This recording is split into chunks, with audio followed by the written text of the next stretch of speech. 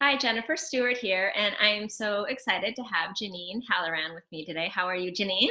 Good, how are you? I am doing good. Happy to chat with you, and I'll introduce you guys to, or introduce you to the audience. So, Janine is a licensed mental health counselor. She's been working with children, adolescents, and their families for over 15 years, so quite a bit of experience. She's the founder of Coping Skills for Kids and Encourage Play, and the author of two books, including the #1 bestseller, Coping Skills for Kids Workbook. Her work has been featured on Psych Central, The Skim, and Hey Sigmund. She lives in Massachusetts with her husband and two children. And no, I didn't think about that. Are you living in the freezing cold right now over there? Oh my gosh, yes. It is. It was 9 degrees this morning and it was like 7 yesterday. It was to the point, actually, some schools around here canceled school yesterday or had a delay because it was so cold and they didn't want them waiting outside in the bus. Oh my goodness. Oh, Yeah. it's been awful. Oh, I can't imagine. I grew up by Chicago, but I live in California now. I'm such a wimp. I've got the puffy coat when it's like 50. So. You know what? We lived in California. We lived in Petaluma for a year. And I remember walking around and I was like, it's 50 degrees. You don't need a coat. That was how I felt when I moved here. But if you stay here for a while, you get Yeah, something. you do. Absolutely. All of a sudden you're like wrapping yourself in scarves and you're like, what just happened? Oh my goodness.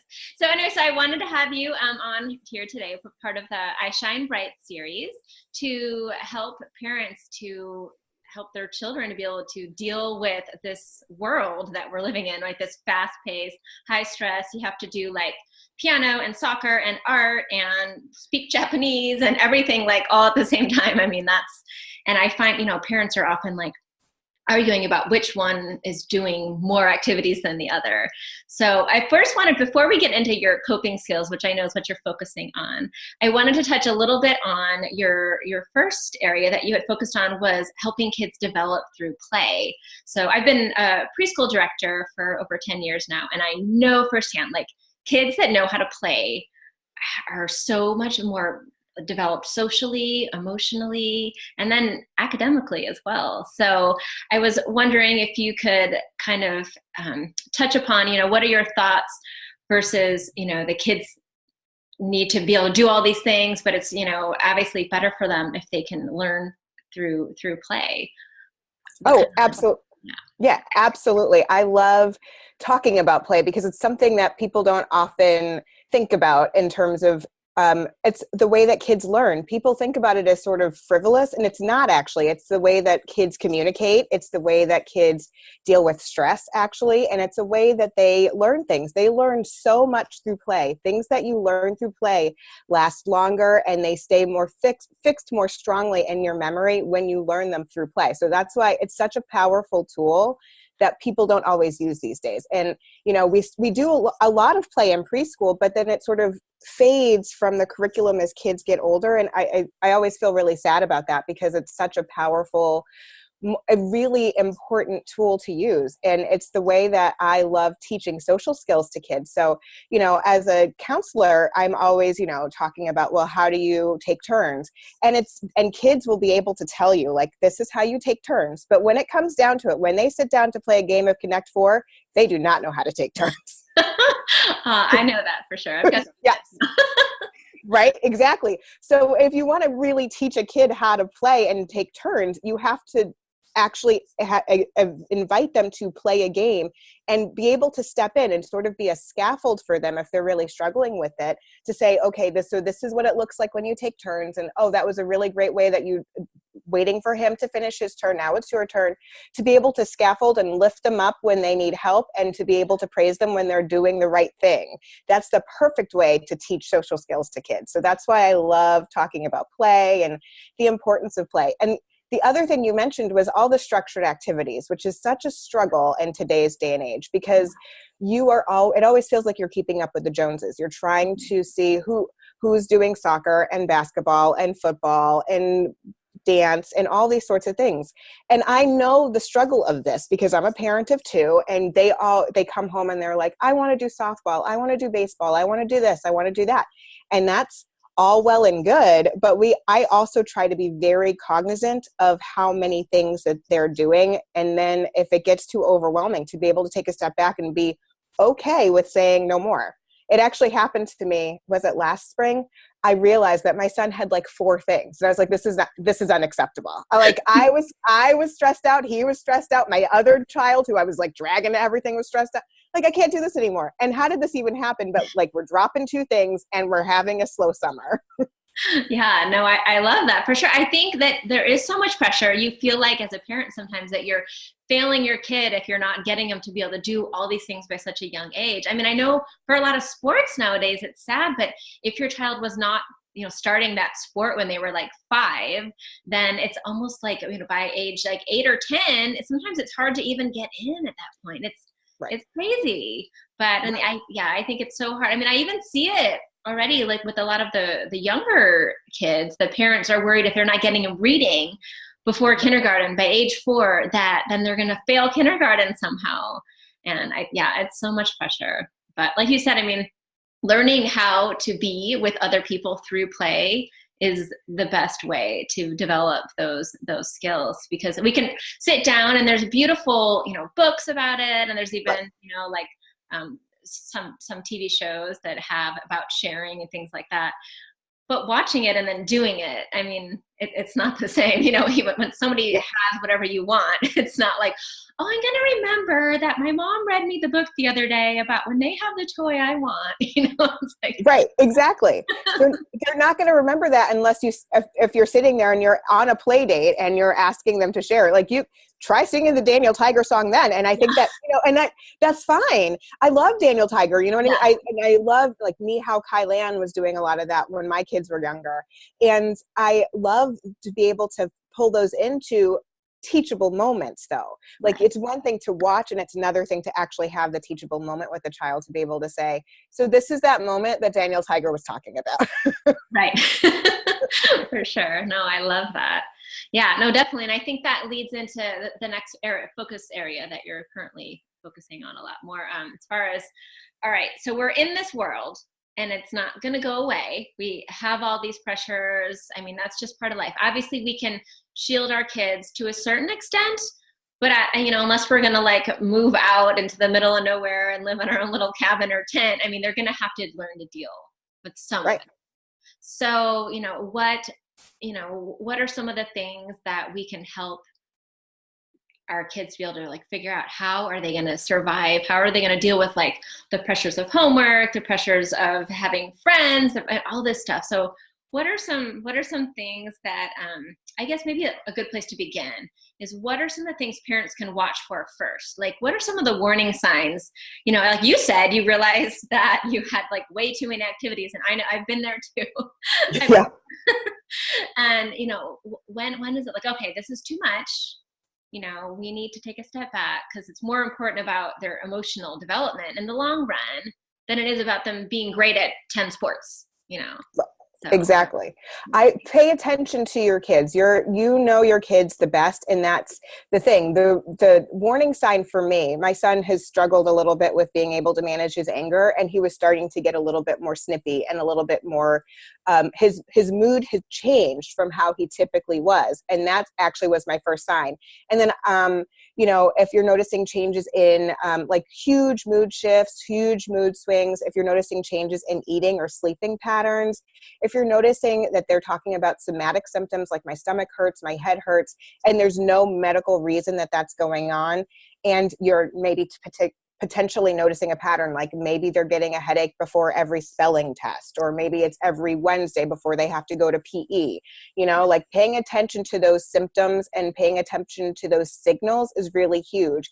And then also noticing how you're feeling. I think that's something that parents don't always pay attention to, because, how the way that things are going in the house, everybody feels a certain way. So if you're starting to feel a little bit stressed out and overwhelmed, take a moment to step back and think, okay, so if I'm feeling this way, I wonder if my child is feeling this way too. And then just start the conversation. And it doesn't have to be huge or long or lengthy, but just to be able to be like, have you noticed that, you've been a little bit snippy, and I feel that way too. What do you think's going on? Can you give me any insight into what's happening for you? Did you notice this? And just start to have the conversation, because it's all about communication. It's all about being able to try and talk with your kid and talk to yourself as well and figure out exactly what's happening, and then being able to start the problem solving process. So if this is our problem, so then what are some solutions for us? How can we change it? How can we shift so that we all feel better about things? Yeah, no, I love that. I mean, I think that opens up the door for communication too, as far as, you know, maybe your child is realizing that they don't love some of the activities, but they feel bad because they know you were excited, you were smiling when they were doing their best at it. And they're like, oh, I'm afraid if I, you know, don't want to do this, that mom or dad might be sad. But definitely like communication, like you said, opening that up and just allowing them to share their feelings and to know that you care how they're feeling and what they're thinking is important. I mean, that definitely will open up so much communication for everything. I mean, then that might be willing to share about their friends and anything that's bothering them. Yeah, no, I love that for sure. So, and then I know you have been focusing a lot on, all right, what in the world can we do? Because there are going to be stresses. Things are going to happen. I mean, you know, obviously for adults too, like life is stressful. So obviously when they're little, it's like, let's try to not have them have too much stress right away so they have time to grow and mature. But at some point we're going to have to help them be able to cope with that. And I know that's where you've been focusing on a lot lately, is how to help these kids be able to stop, you know, take a moment and calm down and be able to deal with the world. So where would a parent begin, you know, when they realize, all right, fine, we have too much on our plate, we're going to change the schedule, you know, as much as we can, but to a point, we can't get rid of school, we can't get rid of certain things. So where does a parent begin helping their child? So I love to start with just being able to identify feelings. I know it sounds sort of simple, but you can't, there's this whole thing, and it's been said before in when I've been working as a therapist, when you name it, you can tame it. So when you know what the feeling is, then you can do something about it. But oftentimes kids don't even know what they're feeling. So being able to just have those conversations about this, you know, let's start with the basic three, like happy, sad, mad, like just start there and start identifying, like, this is something that makes me happy. This is something that makes me sad. This is something that makes me mad. What about you? Like, and having the conversations as part of dinner, when you're reading books, when you're watching TV, being able to identify feelings in yourself, and then start to identify feelings in others is the first huge step for families to be able to then move on and then help kids recognize when you feel a certain way that feels maybe a little bit uncomfortable, because some feelings feel a little bit, it's harder to feel mad. It's harder to feel sad. It's a hard feeling. So there are things you can do to be able to help you manage that feeling, to be able to self-regulate.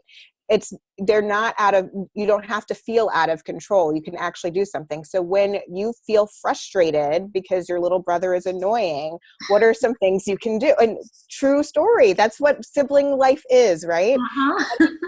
Yep. How do you deal with your sibling? How do you deal with sadness when it comes to a lost friendship? How do you deal with anger because something happened? So I try to start identifying those things that can help them feel a little bit better. So, you know, my daughter loves drawing. So one of the things we tried to do when, you know, if she feels frustrated, she actually says, I'm going to go to my room and I'm going to draw. My son loves to move. So when he feels angry, he has way too much energy and it's way too pent up, he's frustrated, he does wall push-ups, or I literally have him run outside of my house, like do a couple of laps around the house when it's not 8 degrees.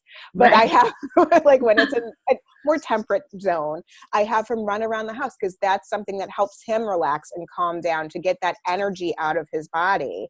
So just being able to start figuring out what are those things that kids like to do. And, you know, I do actually have a free resource on my website. It's the coping skills checklist, and it's perfect because kids and parents can do it together, and kids can just go through and check off things that they like to do, cross off things that they don't, and circle things that they want to try. So that it's a great way to just start the process of figuring out, well, when I feel this way, what is something I can do? I can take a bike ride. I can take a bath. I can get a drink of water. I can pop bubble wrap. These are some different things that you could do. I love that, identifying what they really enjoy. I mean, I've definitely done, so my son also, I think a lot of young boys get frustrated, and it often shows as anger. Yep. He's got two sisters, so it's easy to Yep. get two sisters, one bigger and one smaller. Oh, poor thing. In the middle. So yeah, when he was little, he loved going in the backyard and digging in the dirt. So we have this one corner of our backyard that's like undeveloped, and he would be out there and he would just be digging. So whenever I could see that like boiling up inside of him, that's what I would send him out to do. Now that he's a little bit older, he likes to also go like run up and down, or take his bike out and do sprints up and down the street. So yeah, for sure. And or if he's feeling like or sad or something else, he'll like to just go and get his book is his other thing if he's not having that frustrated energy as much. And then my girls are very different though. I mean, my older one now she's at the teenage age, so she kind of likes to go kind of be alone, maybe reading or something like that. And my younger one likes her cat, so she'll want to go cuddle with her, or she's always making projects. So maybe like your daughter, she might go design something. But I love that like we have to know like every child's soothing mechanism, coping mechanism is different. And yes, because we've like read something great online, like, oh, this would be great, like it might not work for that child. But it sounds like you've got so many different ideas on there for people. Well, and you just gave a perfect example with your son. So when he's angry versus when he's like sad, so he's reading, and coping skills vary by kid, but it also varies by feeling, and it varies by situation and where they are. If they're, out on the soccer field or out at a restaurant or at a social event versus at home, an example I always use is taking a nap is great at home. Taking a nap in the middle of math class is going to make your teacher upset. So don't do that. Let's come up with something else, Right. No, sure. The same thing as for an adult. I mean, there's certain things, when we're driving and we're frustrated that we can't do certain coping mechanisms as when we're just at home and upset about a phone call or something like that. So, exactly. No, I love that. And I think I've seen you have a bunch of fun, different coping things that are different, kind of like playful mechanisms. Some of them I saw, I think you used the little, I forget what they call it, the ball that expands. Oh, the Hoberman sphere. Yes. Yes. We like that in our preschool. Sometimes we'll do that for breathing. It's such a great visual, but I think you have stuff like that too.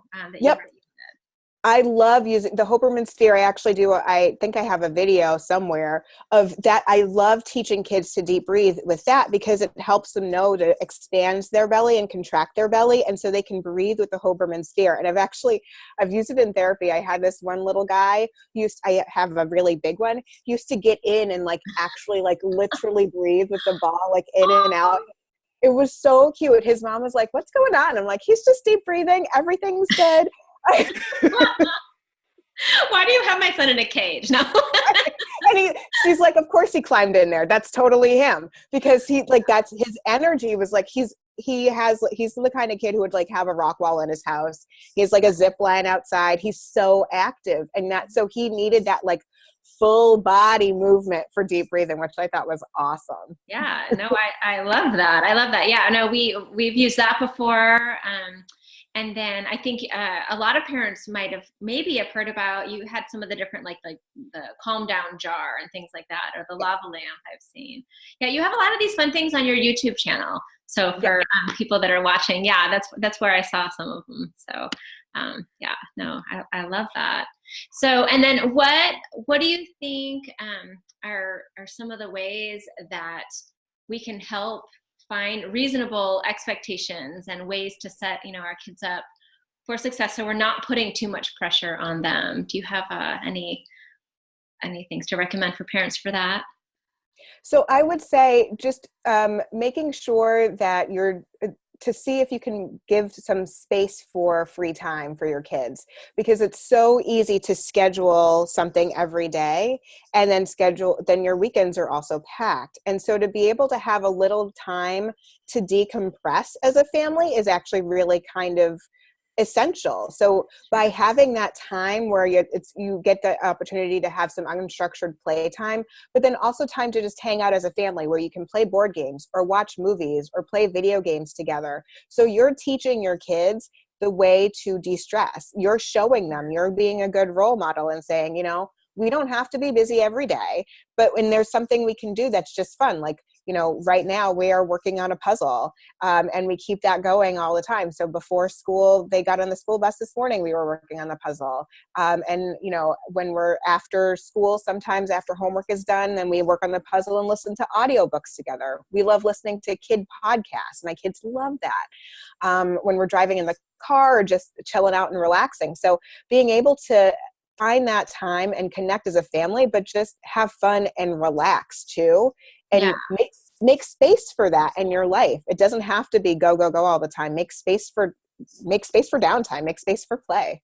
Yeah, no, I love that. I mean, definitely we need to role model all sorts of things for our kids. So showing them that it's good to calm down, take care of yourself is great. And then just being with them, I mean, playing a game or being next to them. You don't have to constantly be like doing these big, amazing trips and all this, but just being together. I love that connection. And then hopefully those are times that they might feel like they could open up about anything that's inside of them, whether it's a happy thing or something that's worrying them or whatever, that you're allowing for that space so they have time to talk. I know for me, I love a lot of the times, hanging out with my kids before they go to bed seems to be, I think for a lot of children, that's a time when it's like, okay, I can get all this off my chest that I've been thinking about all day.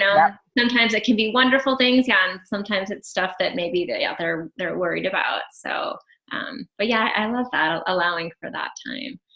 And so, I was thinking about, one of my goals is if we can help kids at this age learn to kind of cope with that, and then they're going to grow up into adults, hopefully, that have some better coping skills. Like, I just think about what amazing, our world would be so beautiful if people, instead of when things are frustrating and like trying to like lash out at each other, they were like, took a moment and they had a way to calm down before making those kinds of decisions. So what is your vision with your movement, your overall goal?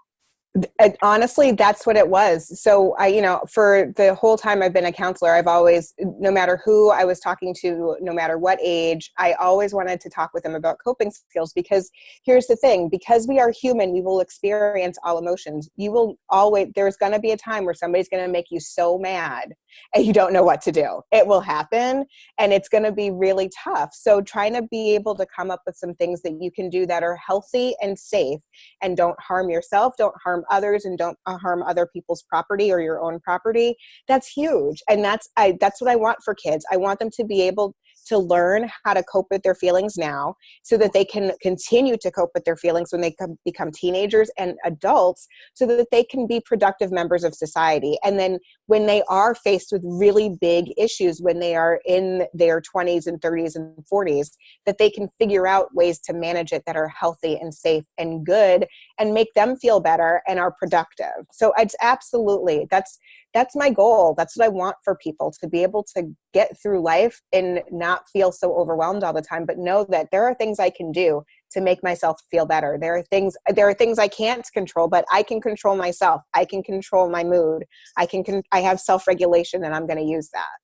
Right. No, I love that. I mean, I think that's perfect. So, as a little kid can learn how to deal with when, Johnny got the blue ball and that was the color that they won, and they got the yellow one, but then when you're an adult and it was the other person got the promotion and you didn't get that and you thought you should. I mean, that over time, hopefully, if they can develop those skills, then they won't do something horrible that they'll regret when it really matters. Right, exactly. Better to learn with a ball than to learn with a job. Do it now. Learn early. Yeah, no, I love that.